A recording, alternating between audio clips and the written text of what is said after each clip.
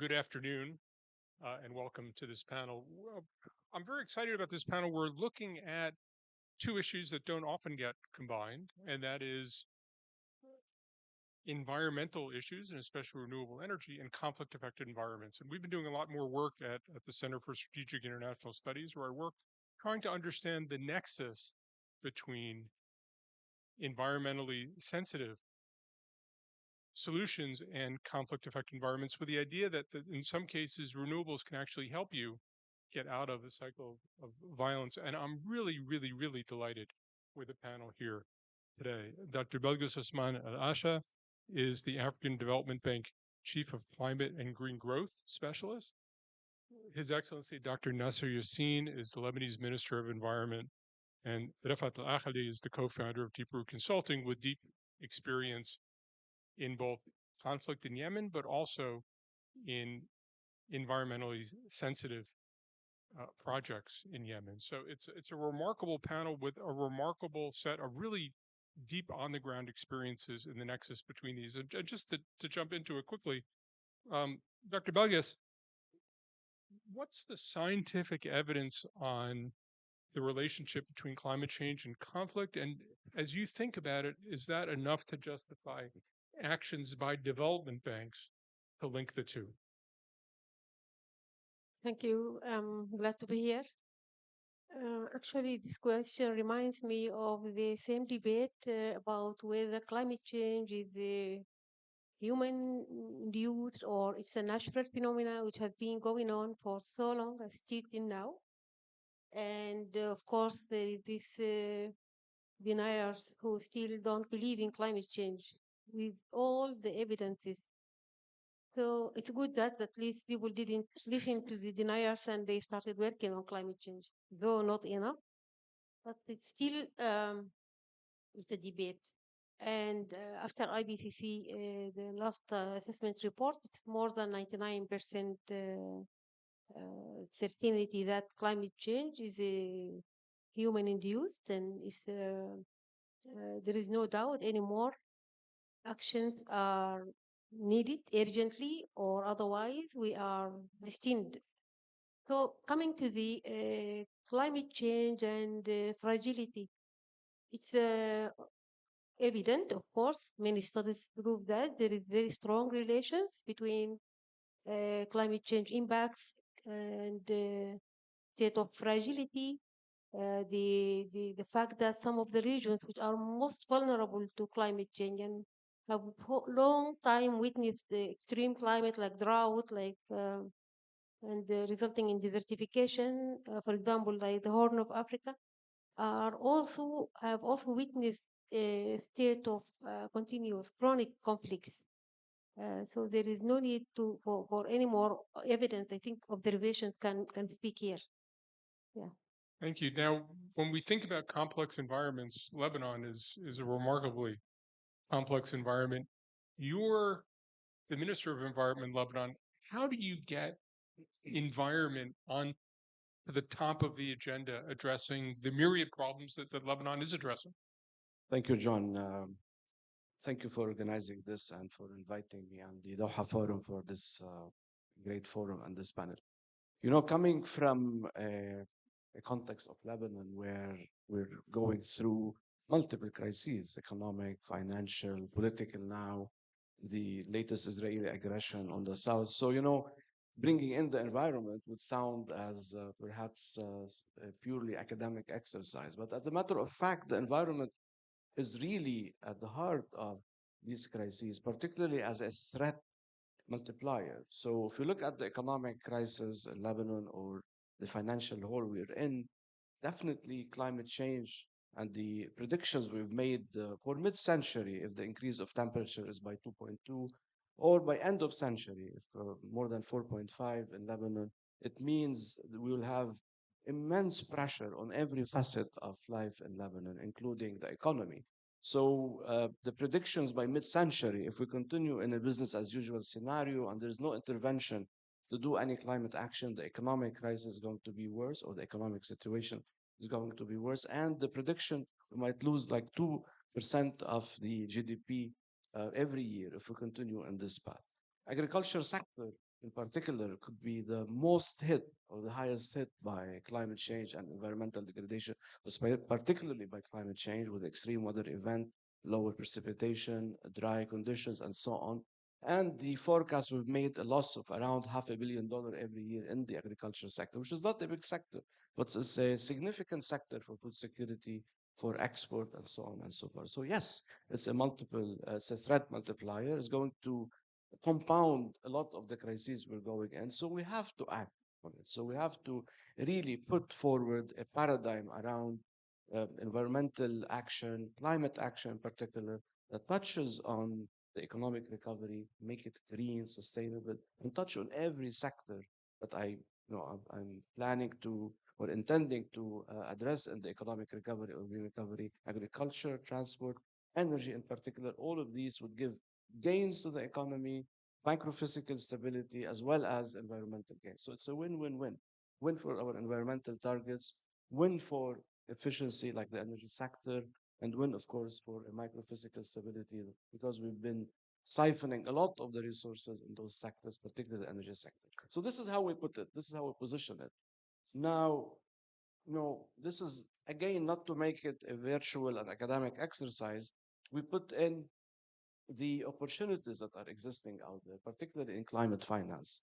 And I just, came from COP, from Dubai, where we been in discussion with many finance institutions, particularly the Green Climate Fund, where we did launch, but we're going to make it official early in the year, a green investment facility for Lebanon, trying to tap what exists of climate finance out there, also bringing to the private sector in Lebanon new modalities of finance, because the private sector also has been used to easy money in Lebanon for the past 25 years or so. So we need to put in bankable projects, energy, sustainable transport, agriculture, solid waste management. All of these sectors can benefit from the multiple millions and hundreds of millions of dollars that exist out there, but they need to go through this new approach, climate related, environmental project that can benefit the economy and can be driven by the private sector. This is a formula that we're putting out.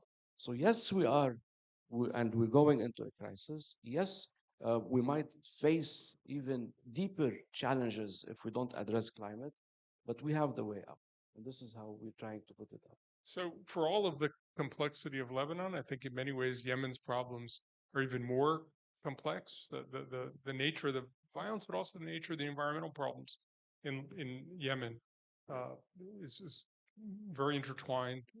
But I wonder if you could first partly address the issue of finance. Yemen's a country without a lot of centralized finance, but also you have remarkable insight into granularity on the ground. Where are there renewable projects? What has it done for issues of conflict in Yemen? Help us understand both the finance piece, if you would, but also even when there's not a lot of finance, what does a renewable project do to a small community in conflict?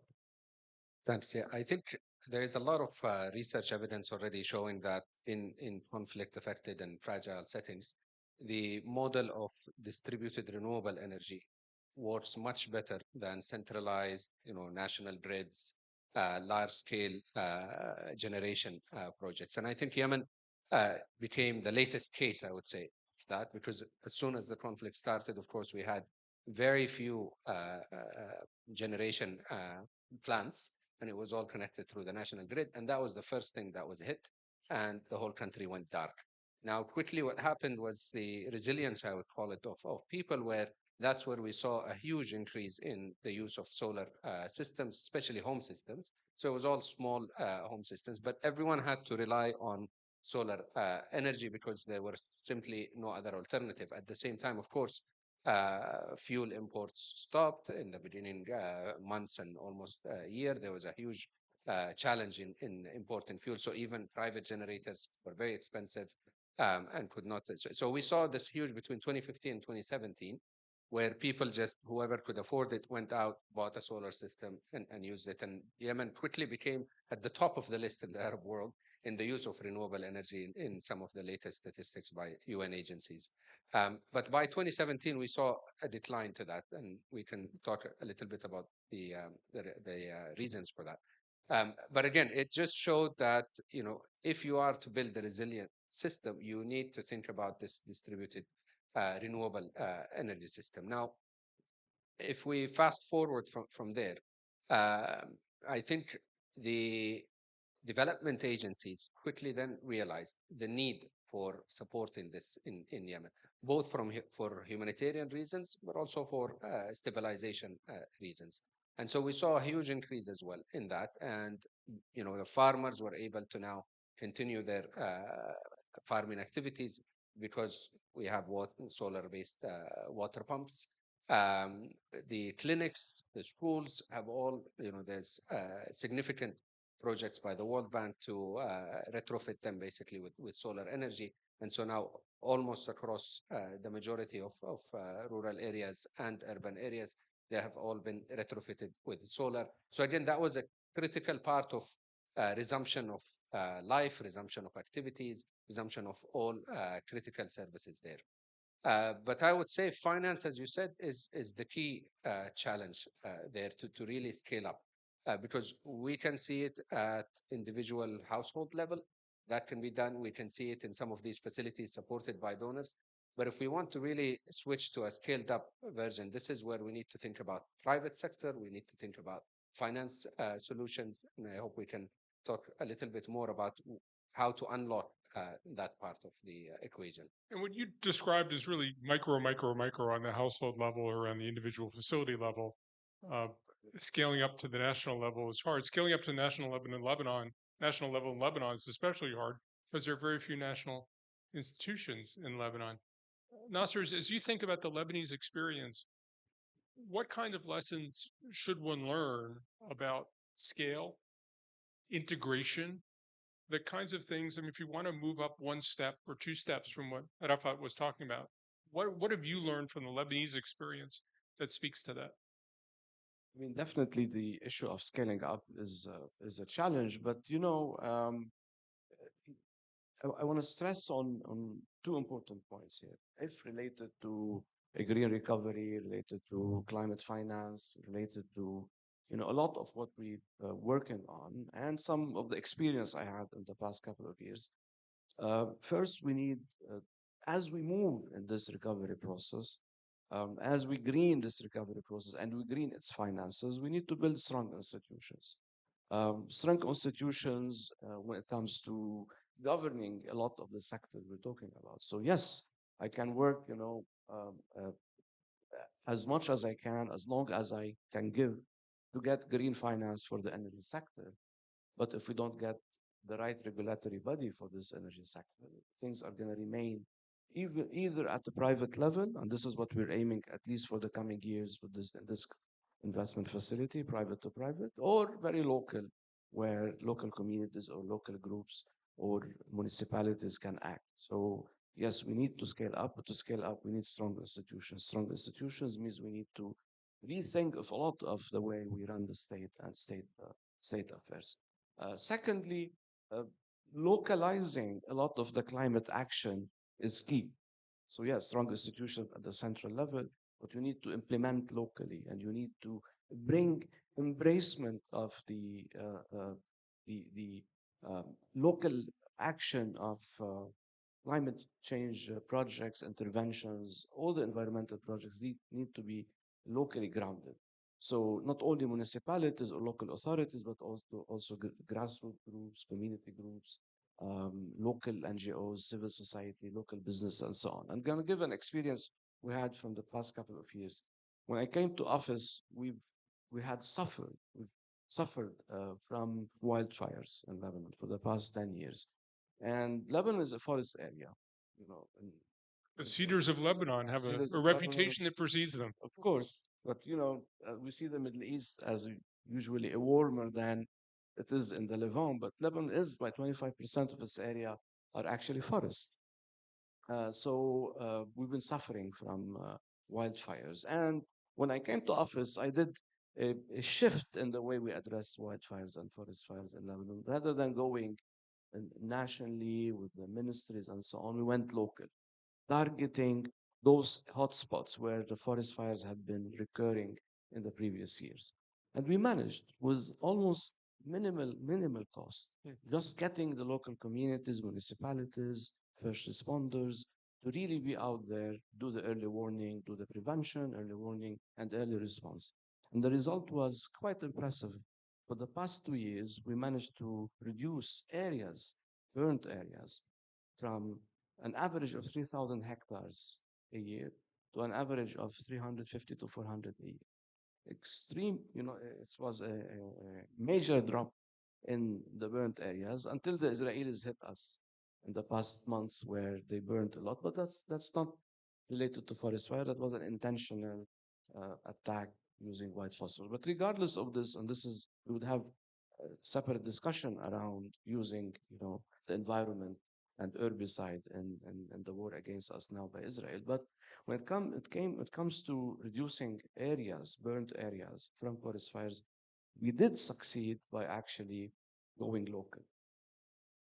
Strong institutions, the Ministry of Environment had very clear vision of monitoring, of follow-up, but it was actually locally where we made all those successes. And this is what we need to do in climate action. There's no climate action that can become only central. It has to really go into the local level where the communities themselves can manage their forest, their land, the way they do the land resource management, they manage their water and all these resources. I think this is what we need to really put in any policy when it comes to climate action, centrally, but also locally, and whatever comes in between. We've raised a number of issues. One is this issue of local versus central. We've talked about the issue of finance. Interestingly, we haven't really talked about technology. And Belgius, I'm interested as you think about financing projects from the African Development Bank, and you think about the rise of renewables and technology. Are there examples that you can point to that have made a difference? Examples that get you really excited? Examples that people have come to you with and say, "Well, this proposal could really make a difference because the technology, again, sort of the third element, is really powerful." Yeah, thank you for asking this question because I think investment is the key barrier in terms of renewable energy. The technology is now, or we can say it is mature, and the cost has gone down substantially. I think now it's 10% of the initial cost, the solar, and also it's the globally actually there is a good investment in renewable energy. But when you come to Africa, you see a very a small portion of these funds coming to Africa. For example, in 2021, globally, to 434 billion US dollar was invested in renewable energy. Only 0.6% of it came to Africa. Although Sub-Sahara Africa, it's like the largest region with the highest potential for renewable energy, for solar, especially 40% of the global potential. So you see, the fund really doesn't come to where it is most needed. And recognizing that, the African Development Bank put Power Africa as one of the 5 priority areas. We have five priority areas in the bank, and Power Africa, Feed Africa, Integrate Africa, Industrialize Africa, and improve the quality of the Africans. Power Africa is a cross-cutting. We need it to achieve the other 4 priority areas. And based on that, there are many initiatives in Africa that is speaking to renewable energy. The energy policy focuses more on promoting renewable energy. Of course, we can't say that we are phasing out fossil fuel, but we promote renewable energy. And one of the biggest initiatives is the Desert to Power, which is the 10 gigawatt initiative that aims at providing energy for 250 million people. And uh, and tapping all the potential for many fragile countries in sub-Saharan Africa. Um, it will be considered as the greatest solar zone in the world. Some of the delivery vehicles for this initiative is the SEFA, Sustainable Energy Fund for Africa, which is an initiative also developed by the bank, which is for multi-fund, and it aims at strengthening the interconnections and providing capacity building so more funds can be tapped, and also capitalizing catalyzing the private sector investments. Um, Already, some projects have been implemented in Africa and focusing on off-grid or mini-grid, and this has proved to be very successful because in many places in Africa are not connected to the grid, and there is a need for like a house level or a community level energy provision that has really build resilience of those people. They're able to uh, access better education, better health services, better uh, food security because of the uh, storage capacity, refrigeration. So the presence of the energy is a real game changer for them. It's a much needed actually. Uh, what do you call projects in Africa?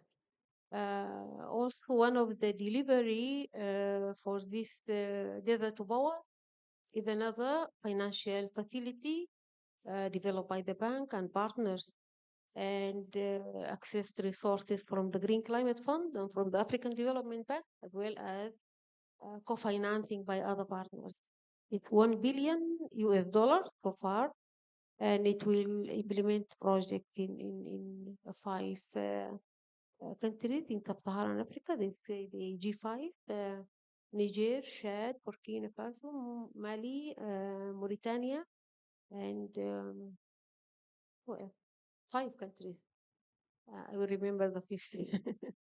So this it will also help these countries develop projects that can further mobilize additional resources to access renewable energy.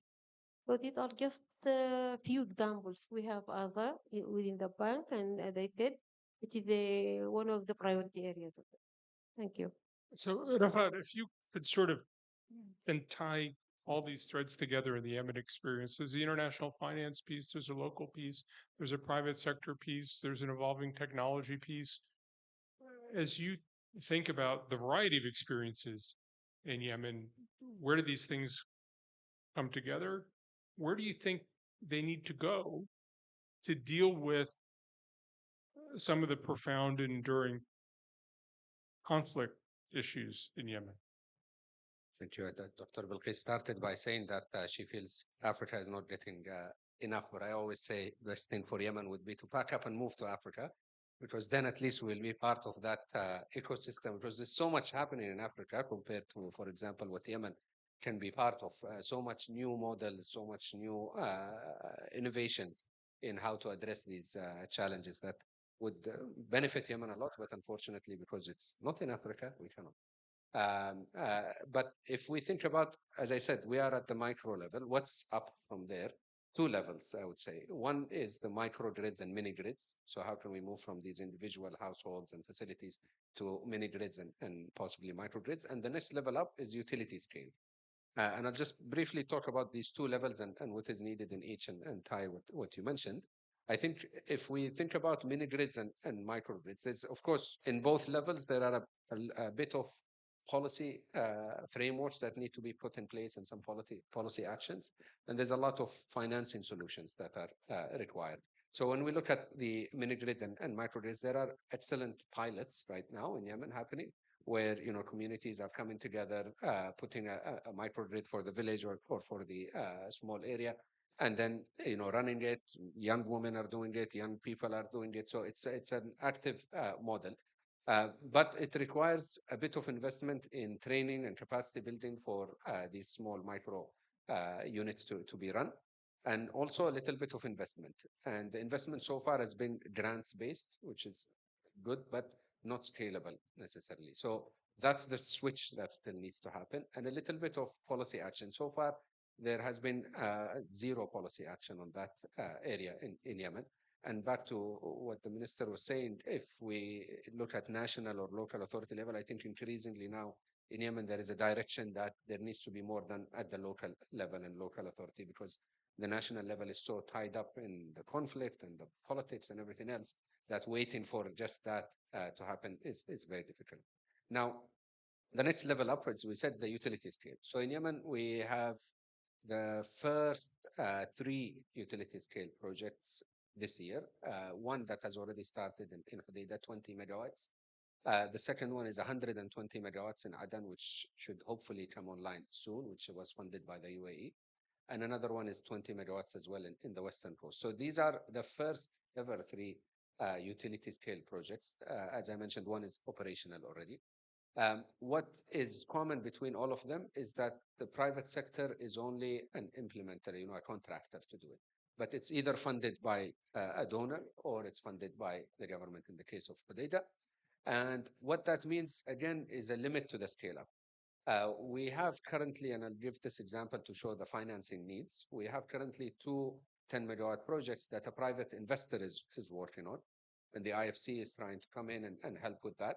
But the major issue is the lack of guarantees. So usually the private investor will require, a sovereign guarantee or some sort of guarantee, and Yemen is not able to provide that now. And this is where we need these innovative financial solutions to come in. I mean, Yemen lacks a single guarantee fund for these, for example, investors who are willing to invest but don't have the required risk appetite.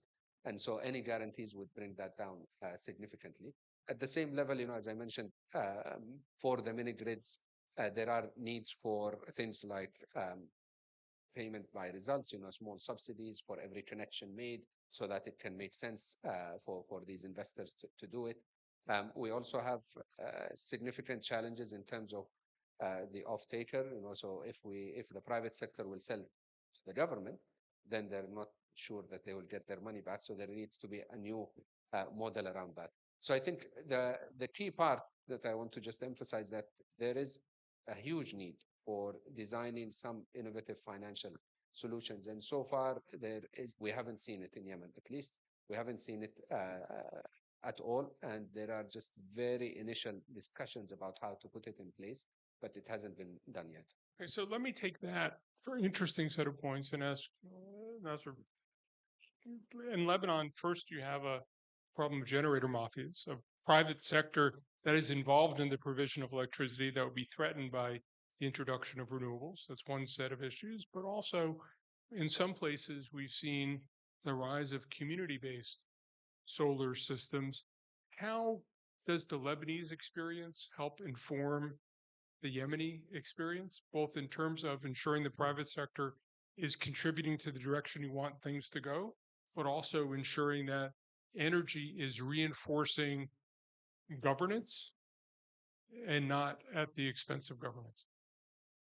And good governance, reinforcing good investment in the energy Absolutely. sector. Yeah. So, I mean, what happened when we lifted subsidies on fuel? Prime Minister Senora is with us, and former Prime Minister. He gave me this number that we spent around $50 billion on the electricity sector in Lebanon since mid-90s, and no electricity. So you can imagine how things were badly managed.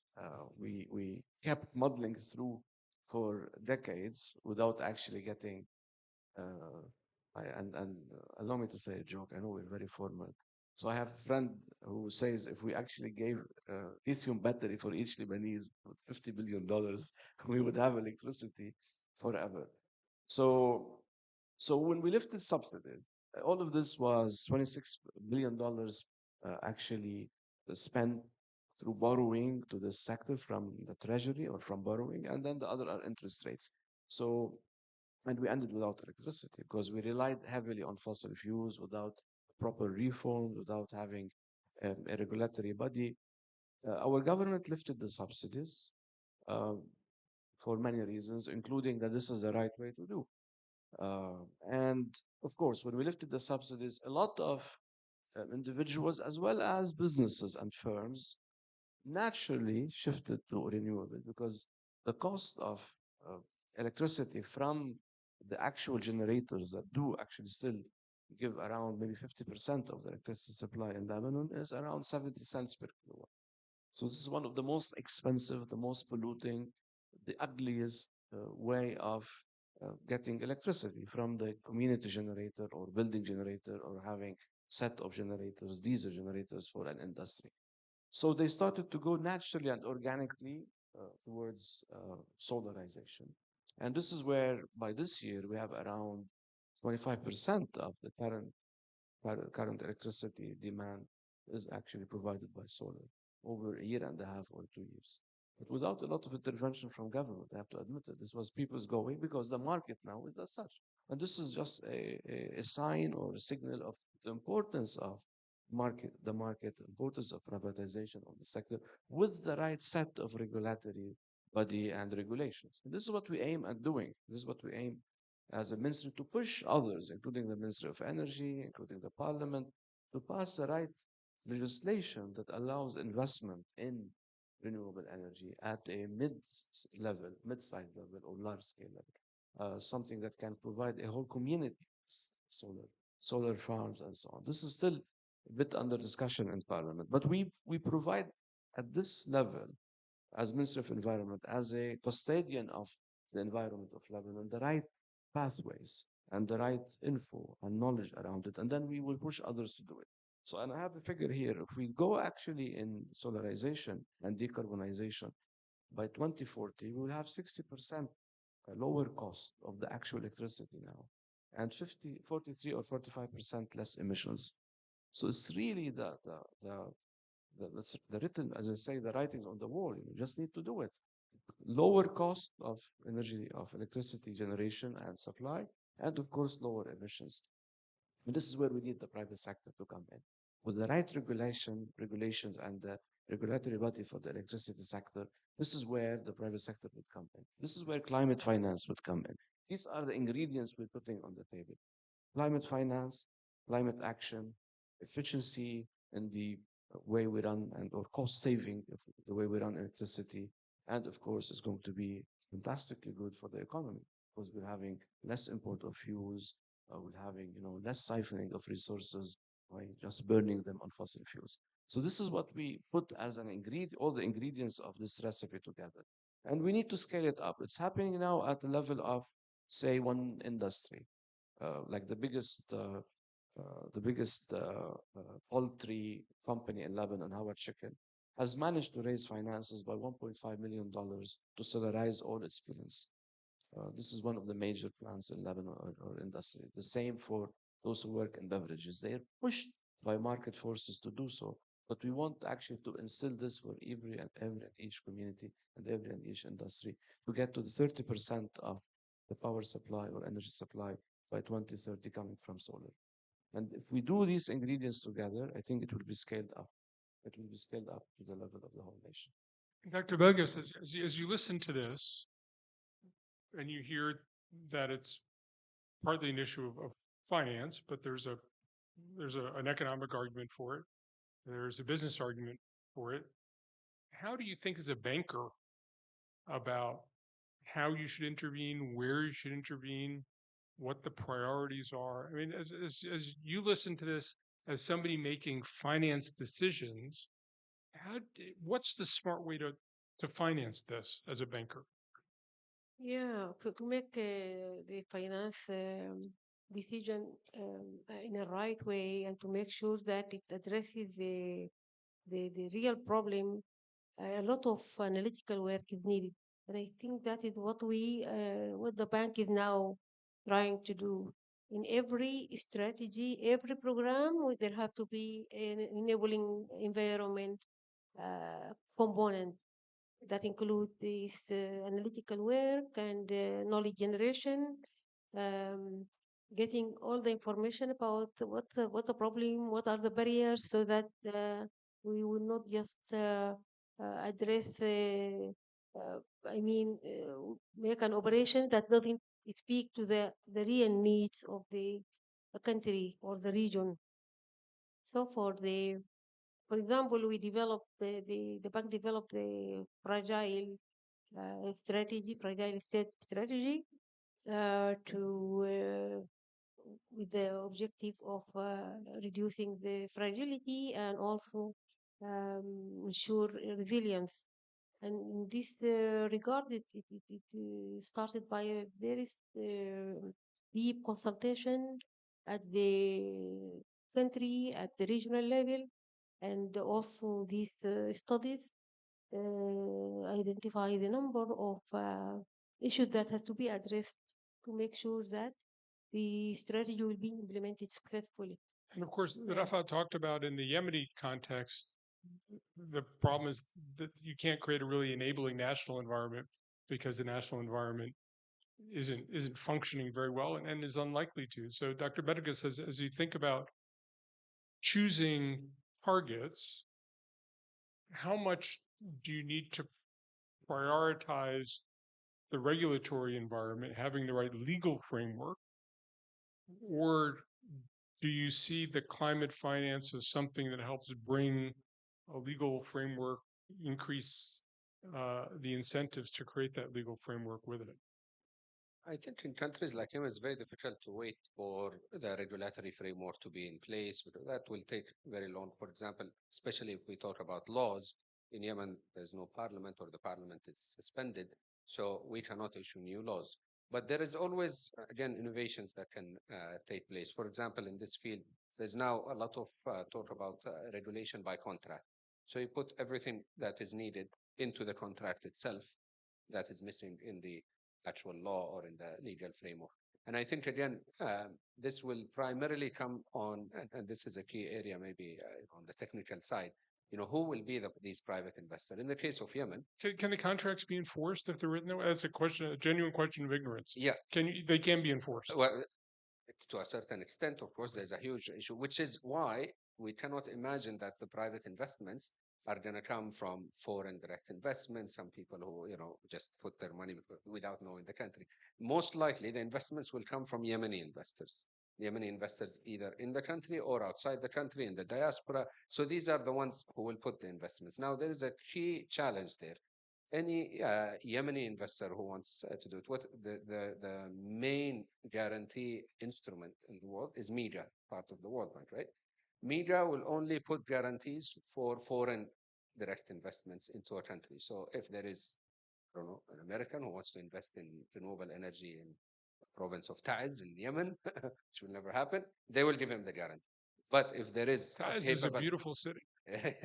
if there is a capable Yemeni investor who wants to do the same investment, media will not deal with that because that is not foreign direct investment. So that's a big challenge, because these are supposedly the global instruments that are supposed to push this forward, but they are not being customized for countries like Yemen. Similarly, for development finance institutions, IFC, BII, all the others, they always want large ticket sizes. They talk about large, these projects, for example, in Yemen, smaller ones, maybe 5 million, maybe 2 million, 1.5 million, as the minister said, 10 million.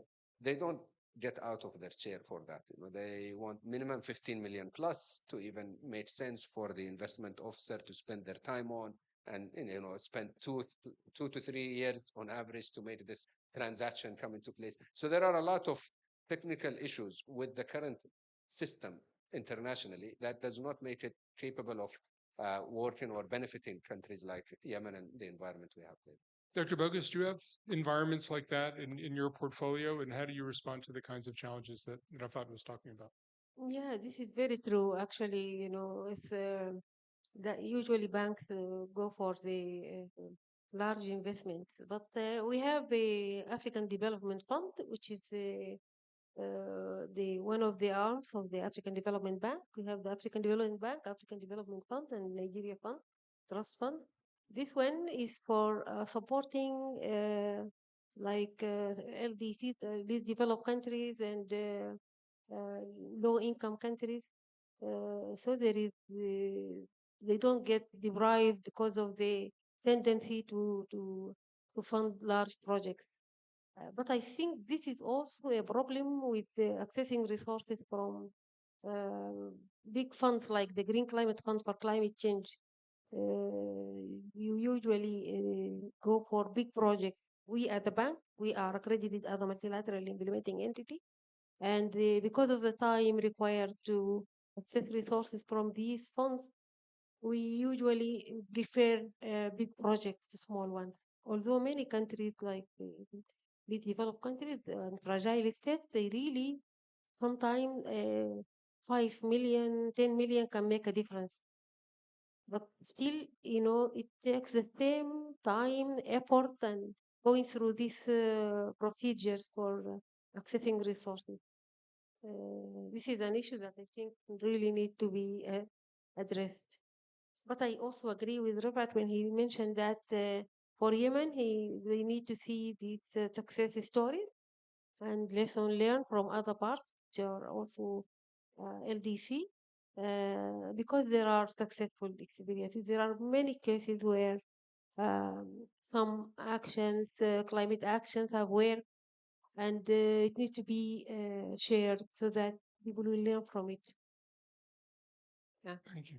Your Excellency, I wonder if you could talk a little bit about your perceptions of the virtuous circles that can be built in governance terms with more of these environmentally sensitive projects with more local control.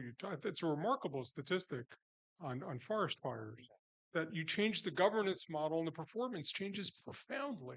So could you talk a little bit more about your experience in Lebanon on those sort of virtuous circles when you stop thinking in the multi-billion dollar range and you change the model, and what does that do to the way the broader government works at the local level? I mean, this also addresses the point mentioned by my colleague from Yemen. Um, we were a caretaker government, and we've been in caretaker government more than we've spent in real governing. It Uh, sounds horrible until you realize it's better than what Yemen's had for a while. yeah, and of So, course, the parliament even is not functioning properly because we're waiting to elect the president. So a lot of the things are actually blocked in many ways. So yeah, I mean, until you wait for the proper reforms to go through parliament and to have a functioning, government in the sense there's a president and you're doing the right decrees, you need to think of out of the box solution. And central government in Lebanon has been historically, to put it diplomatically, not so strong. Yeah. So you have to go local. But going local in a structured manner, not rather in the way some development agencies do. They run to the easiest low-hanging fruit, so we go local. Actually, no, you have to go where it matters most, where most of the problems are. And of course, this is also the work of the state, this work of government. It's not doing it in like a non-governmental agency or like a development agency. You're doing it, with the firm belief that this is the way forward to run our forests, our nature reserves, our environment. I'm not saying we're successful across the board, but we are successful in certain areas, but particularly in mobilizing the communities and bring them together to work together to reduce forest fire, to consider this is a priority for them. And this is how we became successful. But of course, this was based on continuous follow up from the ministry, from the central ministry. But we went local in terms of, putting an early warning system that's local, uh, low cost, WhatsApp groups, and sharing, news and monitoring any fire that can happen in any forest in this specific area where this group is operating. You create a sense of a grouping around this. They come together, so there's also a group identity that we built, and then an early response team that's grounded in the community, that's from the community members, can go in few minutes with a KPI of 15 to 20 minutes to go in And thirdly, you support them centrally when needed from the army, from the Lebanese armed forces, from the civil defense, or other ministries. So it's not purely going completely decentralized, but it's actually grounding all this work at the local level with the right support from the central government whenever possible and as much as needed. And to go further, we created a fund that's called an emergency forest fire emergency support fund, also supported by local businesses because we made them believe that any investment they do in reducing fires is one of the best investment they can make because the cost of rehabilitating forests, rebuilding after fire is way higher than the cost of prevention and early response. So this is the discourse we put. This is the narrative we put together, and we did prove it actually, and we want to take it to water resource management, which is also an issue when it comes to local communities. So one thing we're trying to put, and not so successful in all areas, but in certain specific areas, where nature reserves become the basing point for local groups to come together. So nature reserves, announced by the Minister of Environment, we create a local committee representing all different villages, districts, groupings in each community. They come together to manage this nature reserve in a very decentralized manner with the right support from the Minister of Environment. It's also a successful model. It can be scaled up to all the management of natural resources, avoiding tragedy of commons in certain areas. This is what we aim at doing. We did succeed in certain areas, but we want to continue it into other environmental issues. Sure, you get the last word because we're running out of Just time. to respond to Please. what Nasir mentioned, I totally agree with the need for local action, but in the context of fragility, in fragile states, I think we need to have also a regional perspective. Sometimes it's like when country can cause instability in other countries because of maybe shared natural resources, open borders. A problem in one country can bring problems to others, and migration, for example. On the other hand, if we want to solve some of the problems, um, we need huge financial resources. We speak about the low absorptive capacity of the country. So this will also create a problem of investing in that specific country. So maybe here a regional project or like 2, 3 countries, not sub-regional, can solve this problem. So we need also sometimes to look uh, from above and sometimes, of course, many times from bottom up. Well, and of course, perfect, because I think what this panel has done, thanks to your expertise and wisdom, we've taken both the top down approach, the bottom up approach. We've looked at communities, we've looked below the community level. We've talked about what works, we've talked about innovation in the space, we've talked about the role of the international community, expatriates investing back home. We've covered a remarkable range of ideas. I want to thank Rafat Akhli, Dr. Belgis Osman Al Asha, Dr. Nasser Yassin, Minister of Environment in Lebanon, for extraordinarily well-grounded, thought-provoking discussion. We look forward to continuing this discussion with all of you. Thank you very much.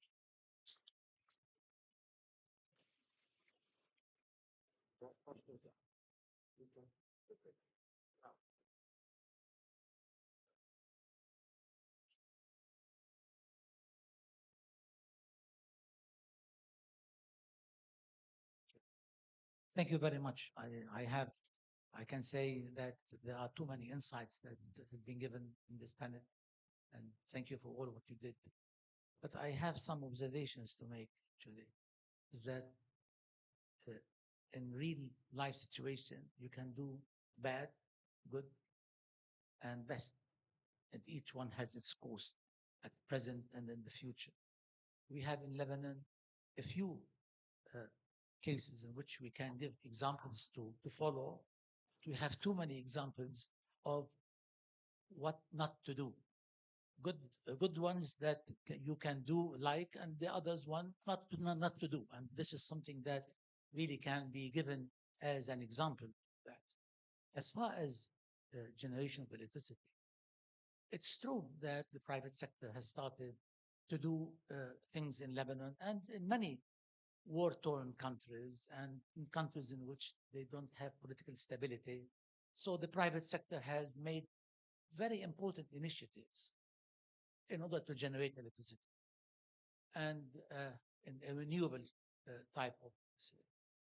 But at the end of the day, it has depleted the limited financial resources of the community.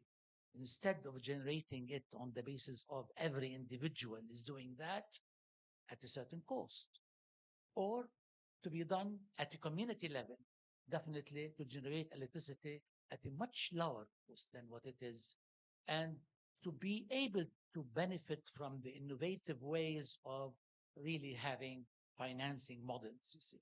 So this is the thing that we have to really see what are the consequences on a macro level of such a situation.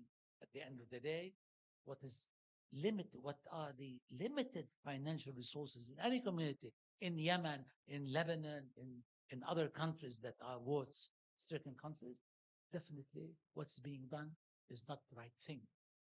Probably good at the present, but at the long term, it has tremendous costs and tremendous not only financial consequences, but economic and social consequences. Those who are able now are using the available resources to generate, but those who cannot are not able to generate electricity. So you are enlarging widening the differences between the haves and the have not. Thank you. Let's say thank you very much. We look forward to continuing this conversation outside in the break. Thanks so much.